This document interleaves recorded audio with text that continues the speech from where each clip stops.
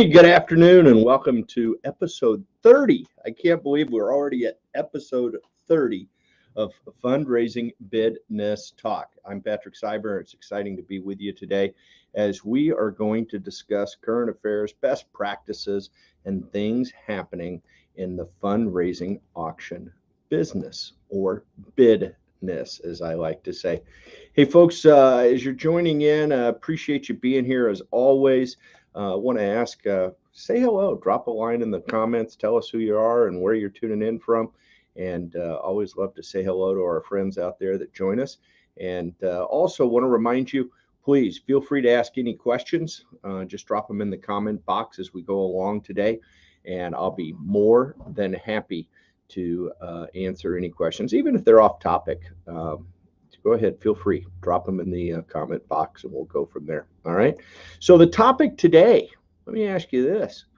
Did you have that gathering event on the calendar for this fall? Did you not? Can't rub it in. I'm only going to say it once, right? Did you not follow our recommendation probably since this all started back in March of 2020? Thinking about what the next evolution was going to be, to start with virtual and add a studio audience as society allows, right? But I know that many of you out there said, hey, it's over. They said we could take the mask off. We've got our vaccines. We can get back together. And I'm tired of Zooming and I'm tired of virtual and I want to get together. And so you went out, you rented that space, and you hired that caterer and you hired a professional auctioneer, hopefully, and you're all set. And then here came the Delta variant, right? And what do we do now? Okay. And, this is I'm smiling, but I'm not, right? This is a serious topic for many nonprofit organizations that use their fundraising gala to fund their organization. That makes our community a better place to live and work. And all of a sudden, we're in a real quandary because not only did we not plan for virtual, but we made some commitments, and now we've got a real problem, right? And so the first question I always ask is the same, okay? Does your nonprofit need to raise the money? Okay. So if your nonprofit needs to raise that money right now, we can do that. Okay. I'm going to encourage you first and foremost, please postpone. Don't cancel. I think that it seems semantic, but I think it has a very strong differential, and I think it resonates with your donors. I think when you cancel an event, people start to allocate resources that they might have allocated to you, to other organizations, or to other things. But when you postpone, I think that they say, okay, I get that. We're not going to do it this week, next month, but we are going to do it in the future. And so I want to be prepared. So first and foremost, please postpone. Do not cancel. If you do not have to cancel, don't cancel. Use the term postpone, right? Many of you, I mentioned a moment ago, have already, reserved a venue and catering deposits, and contracts are a lot different than they were prior to March of 2020. A lot of people have been burned. A lot of people and organizations have lost a lot of money in the event business. And so what money they did have, they spent with their attorneys to tighten up their language and make sure that they were not exposed and minimize the impact of these types of situations. And the other thing I would bring up, because I know personally for me with G events that I have to take this into account also, is that the situations that we have right now are not a force majeure situation. And I think, it's not an act of God situation that we're having to cancel our events. It's that we're in a situation right now where what I keep hearing from clients is that, hey, our board really doesn't want to have an event with people wearing masks, or we don't think it's the prudent thing to do right now to host an event. We'd hate someone to come down with a Delta variant. We don't want to be a super spreader event. We don't, right? And I get it. I agree with you 100%. At the same time, doesn't qualify as a force majeure because you could have that event. Your guests have to wear masks. And so that puts you in a different category with respect to your venue and your catering deposits. Uh, what I'm seeing may not be true everywhere, but I am seeing is a lot of organizations, a lot of venues and caterers are saying, hey, we've got our deposits. We will carry that deposit forward. They do put an expiration date on it. So maybe it's in a year. Maybe, you have to use it within a year. People are not being mean about this, but this is business. Folks have to put food on the table and they have to be successful in business. And so um, the agreements are a lot tougher. So, when you postpone instead of cancel, hopefully you're saving those deposits and you're moving them out uh, to cover an event in the future. The other thing that I think you probably are concerned about is that you've procured items, right? You planned on having that event in the middle of the fall this year, and now your board or your organization is saying, "Hey, we don't think it's a good idea." Okay, and yet you have all these items that you have procured that you were planning on selling in this online auction or the silent auction or the live auction, trips, things of that nature. You had vacation homes, people had donated to you, and they had expiration dates, right? And so you want to be aware of that, right? Because not only is it a lot of hassle, there's no guarantee that they're going to want to extend those dates or those expirations, and so you might be generating a lot of additional work. And the upsides is that your auction software is probably on an annual subscription. And so postponing your event is not necessarily going to cause you any heartache or grief there. It's also a crucial element in the recommendation I'm going to make here in a few minutes is because you do have your auction software on an annual subscription. It's not a per event subscription. Our favorite, as we've all know, here is Octria.com. Octria, you can have as many events as you want. I know other softwares out there, as long as you're a current subscriber, you can have as many events as you want. And it's all included in the current subscription price. So along those lines, what do we do, right? What do we do at this point?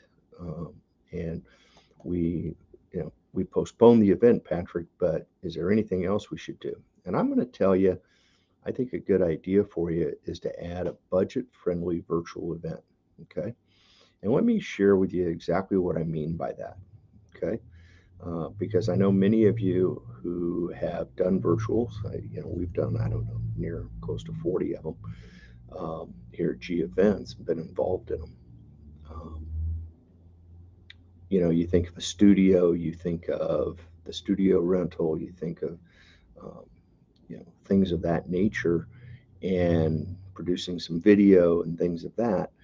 Um, and all of a sudden you go, gosh, we're kind of stuck on these deposits with the venue, with the caterer, da da da da da. Can we really absorb the cost associated with doing a virtual? Well, you have to make that determination for your organization. But I'm going to tell you, there's a solution out there, depending on who your auctioneer is and the skill set of your organization. But there is an option out there to do a budget-friendly virtual. And the reason I say this doesn't replace.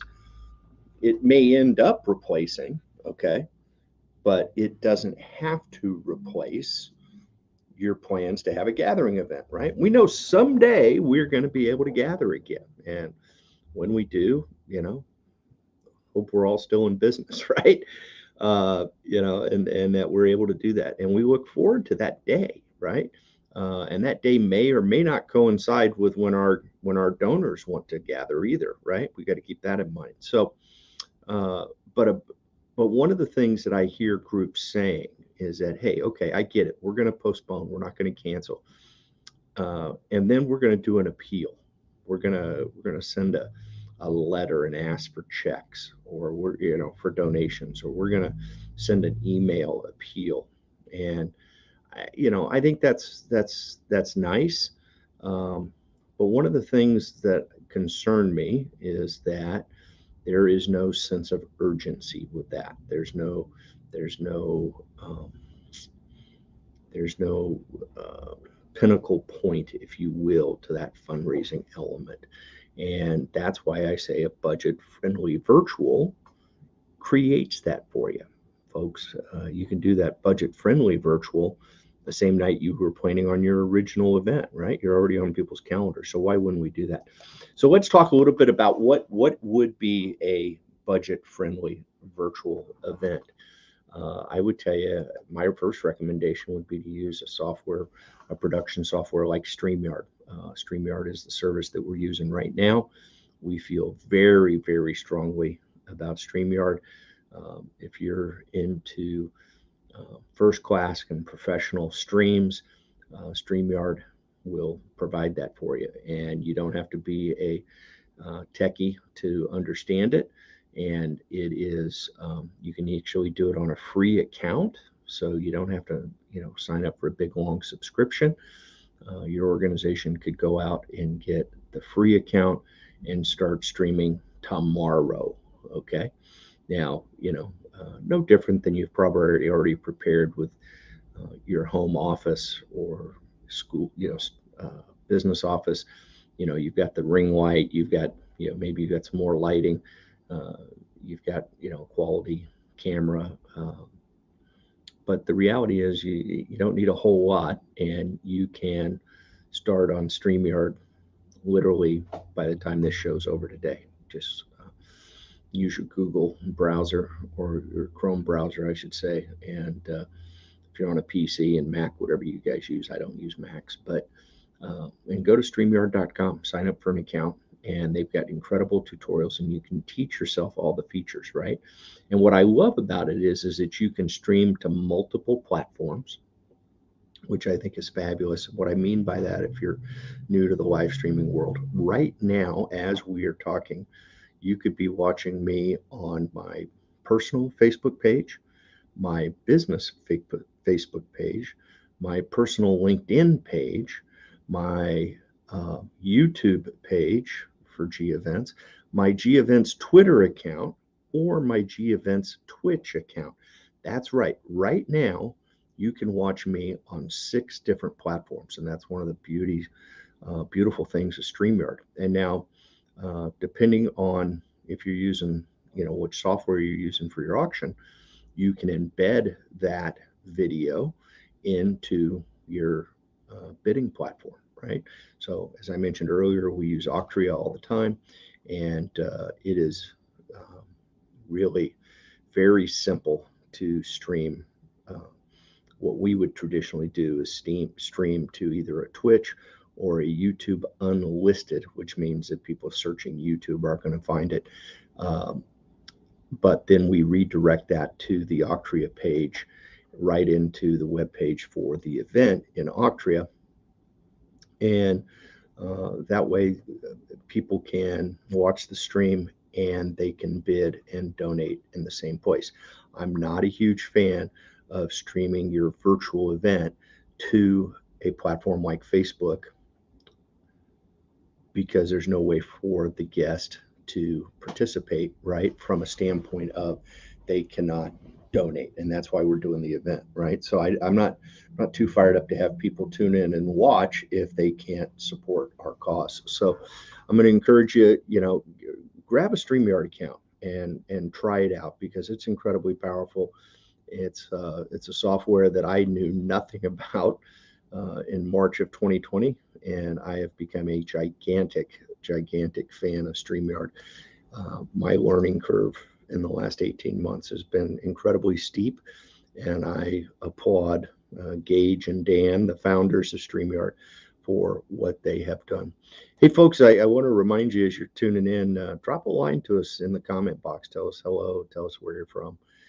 Let us say hello for you. And then I also want to remind you, if you have any questions about anything that I say today, or just a subject in general about the fundraising auction business, feel free, drop me a note in the comment box. And that's another feature of StreamYard, is that I actually see all the comments in real time, regardless of the platform that they come in.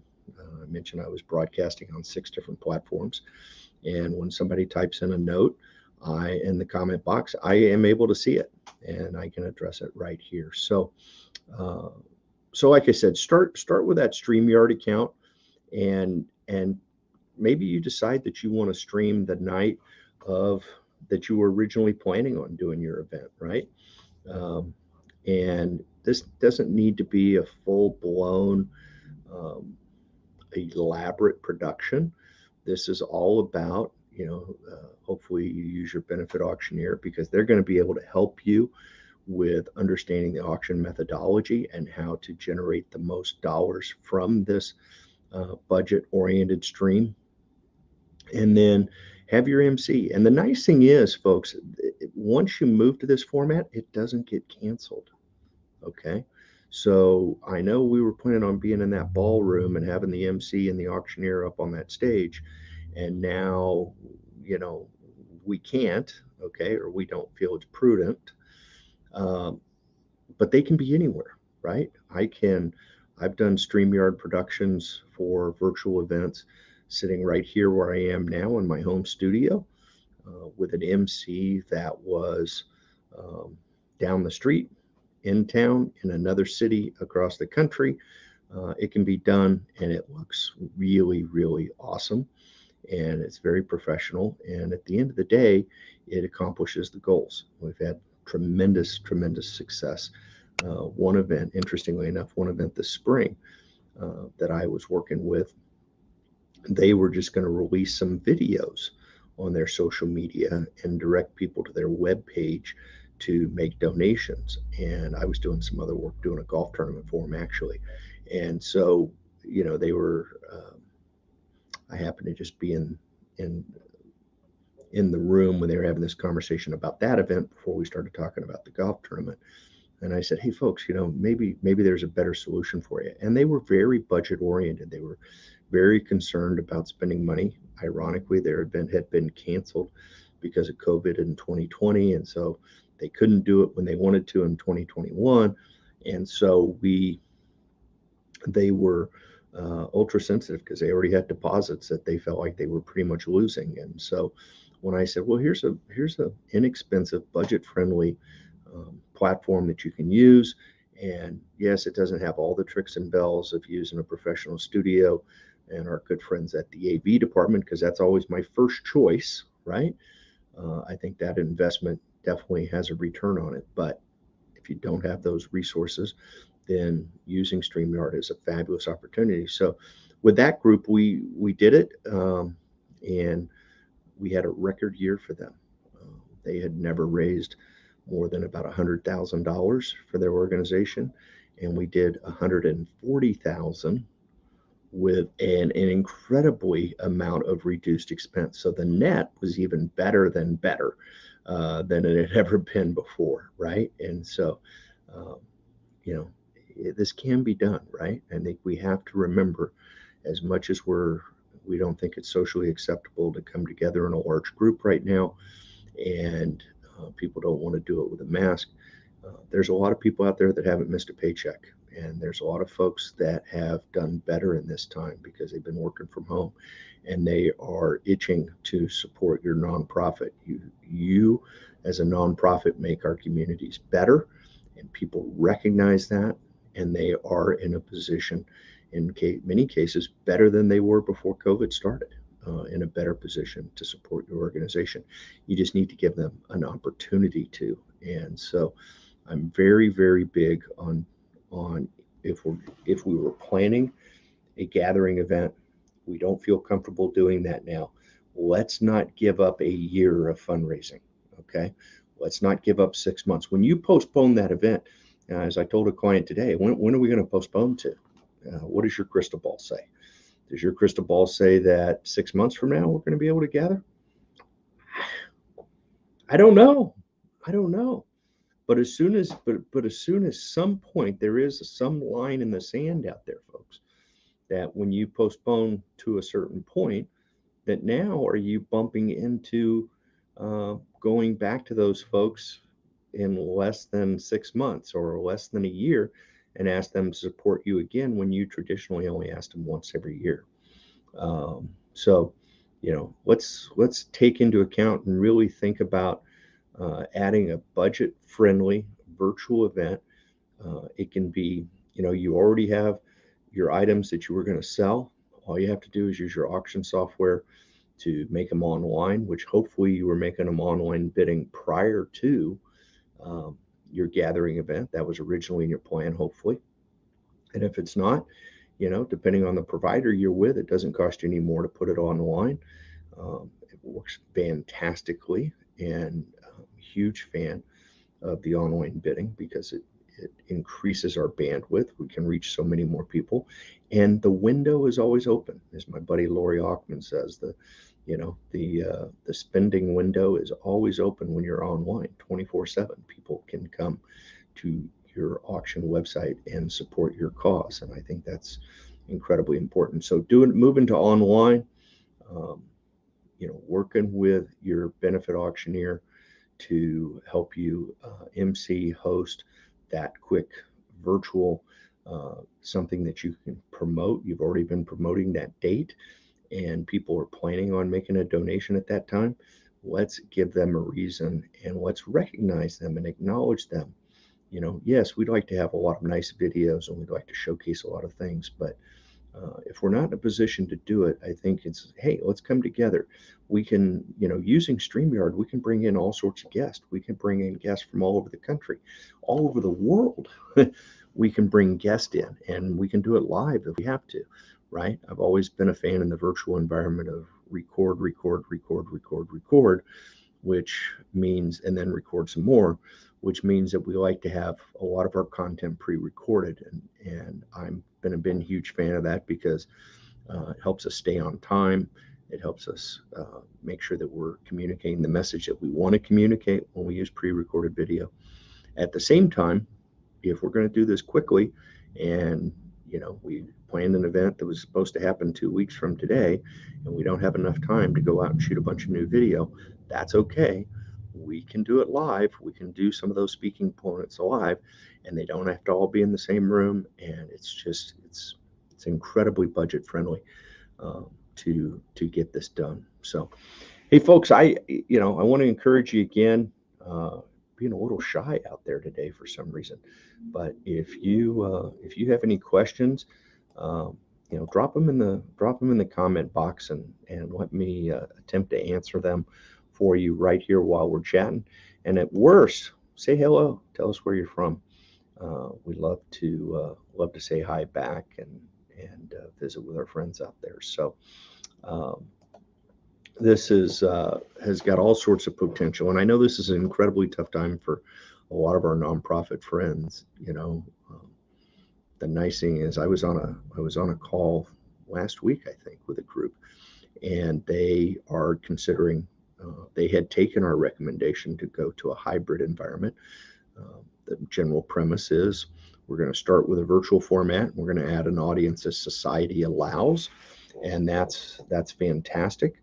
And they were all nervous with the latest situation because they wanted to know if they should convert or revert to just purely virtual. And speaking of hellos, look there, my buddy Lindsay Zogas, our good friends at St. Rose. And Lindsay is an incredible coordinator and also graphic artist. And so, hey, Lindsay, hi, and thanks so much for tuning in today. Lindsay was actually a guest on Fundraising BIDness Talk several weeks back, talking about theming your event, and she's the one to give a call, reach out to if you want to theme your next event. So she's an incredible artist, graphics and everything else, and theming, great planner. So glad to see Lindsay's in the audience today. I can't teach her any tricks, so she could teach the class herself. So.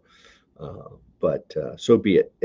My point is that we were chatting, And the group was really concerned. They quite honestly had not identified their venue yet for the hybrid, and they were concerned about that. And then all of a sudden, they were kind of excited because they hadn't paid deposits and the decision wasn't being made for them, right? Like it is in many cases when you've paid the deposits. Uh, but I listened to all the folks on the call, and they all gave their opinions. And interestingly enough, it was about 50-50. 50% of the committee wanted to move forward with the gathering event, the full hybrid event, and 50% thought it was absolutely foolish and that we should revert to um, pure virtual right then. And it came around to the end, and they asked for my opinion, and I started it with thanking them and congratulating them because they had taken the right approach to start with several months back and saying, hey, we're going to start with a virtual and we'll add an audience as society allows. And now, 6 weeks out, 8 weeks out from their event, we have a new twist, right? And the new twist is we're supposed to be wearing masks, and are we, the Delta variant and all that, right? So, but my point to them is I think, folks, that we have to remain aware of the fact that the COVID pandemic has taken our Etch-a-Sketch and shaken it up and down, right? And if you're old enough to remember what an Etch-a-Sketch is, you know exactly what I'm talking about. You'd spend hours spinning the dials and creating a drawing or something. And then all you had to do to erase that drawing was shake it up and down. And you had a clean canvas again. And I think COVID has provided us with a clean canvas in the event business in many ways. And I think some of the old ways that we did things and are just not true anymore. Some of our concerns and parameters are just not the same, right? If we just talk about the hybrid format, one of the great things about it is that it's a smaller audience than what we had before when we were renting ballrooms and trying to put 400 people in them. Maybe we're going to do an event with 50 people. Maybe we're going to do an event with 100. And that increases the number of venues that are available dramatically, right?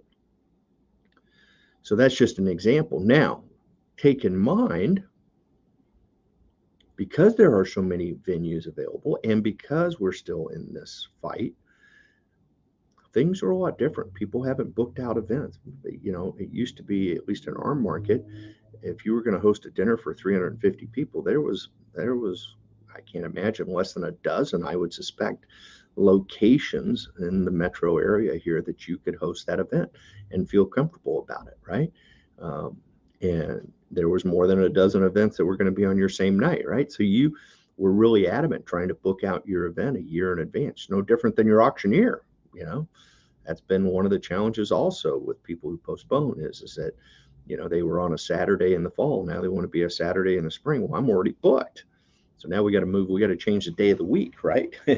And so anyhow, my point is that the venues are in a tough position because they haven't been hosting events, right? And people have been, concerned about booking. So I think you can make, selections and decisions on your venue closer to the event than you've ever made them. Okay. And I think our audiences are comfortable with that also because, if I tell somebody we're going to do an event in 6 weeks, I bet half those people go, yeah, right. You think you're going to do an event in 6 weeks. You think you're going to do an event in 8 weeks, right? And so, look at your own personal calendar. I mean, if somebody gave you 2 weeks advance notice to be in a select group of people to attend be a part of that studio audience at a hybrid event, you've got a lot more flexibility in your calendar than you did pre-COVID, right? So, I wouldn't stress out about it too much. I would make sure that you think about it, have some options, and be aware of them. And most importantly, minimize your risk. That's one of the great things about virtual is you can definitely minimize your risk and your expenses. So it's fabulous stuff. So, just to recap today, folks, hey, if you have put yourself in a situation where you were planning on hosting a gathering event this fall and your organization's a little concerned about doing that now, uh, you're concerned about doing that, I'm always gonna encourage you um, to postpone, not cancel. Uh, Definitely postpone. That will help your audience know that yes, you still need the money, and you are still going to be needing their support. Right? If I cancel it, it's like, hey, you don't need my support, or maybe somebody else who now has an event, a virtual event that you didn't have on your books. Now they are saying that they can support you. The other thing is, you can do it on a budget, right? I mean, I think we all understand when we have to flip quickly, that P word, that pivot word, right? That I, got worn out in the last 18 months. Um, you can do, technology is there to do a budget friendly, very budget friendly um, virtual event using software like StreamYard and your auction software, hopefully with Octria. In fact, Lindsay chimed in just a second ago. Look at here. She says about not needing to book a venue so far in advance. That takes a lot of pressure off. I think you can tell your audience, Lindsay, what your plan is. We are looking to host a hybrid event. We'll be live streaming for our guests who can't be in attendance, and then we're going to have a small audience based on what is appropriate at the time, based on the flexibility. We haven't identified a venue yet, um, but we know we have several in mind. The important part is to get that date on their calendar, right, or that week on their calendar. As you all know from watching Fundraising BIDness Talk in the past, I'm really adamant about we don't do fundraising night anymore. We do fundraising week, and we talk about giving folks plenty of time to support your organization through an online auction bidding for a week, donations for an entire week, right? So it's fantastic. Looky here, we got another good friend that joined the audience today. Look at there, Denise Townsend, our good buddy from over at the Campbell course in First Tee, Greater Portland, and also helps me in all sorts of projects. Denise is all over it. So she's right in the middle. Ironically, Denise is right in the middle of producing golf tournaments using her auction software through Octria that we've talked about. It's been really cool. So keep up the great work, Denise. It's always great to see your smile pop up on the screen. And it's funny. We were talking about StreamYard. I'm going to share with you something. I'm going to throw this back up here. You see, when Lindsay chimed in, she's watching us today on Facebook, as opposed to Denise is watching us on YouTube, right? And so I can see that little YouTube icon right there on next to her avatar, as I can see the Facebook um, the Facebook icon on Lindsay's avatar. So cool stuff. I just love StreamYard, and I'm doing this all by myself, right? I mean, I couldn't tell you if live stream was one word or two on March 9th of 2020. And today I'm doing a live stream and I'm pushing all the buttons myself. That's just absolutely amazing to me.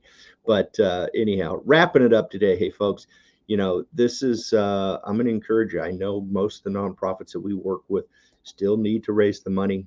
And so want to give you some insights, some tips. If you planned on doing exclusively a gathering event this fall, you've been kicked in the stomach by the new Delta variant and some of the new mandates coming down, and just the general opinions out there in society, right? I mean, even if they told us tomorrow it was gone, there's a lot of people I know here in the Portland market. I watched it, right? When they said we didn't have to wear our mask, I was overwhelmed with how many people still wore masks, right? Not a right or wrong. It's personal choice. I don't have it. I'm not making a political statement.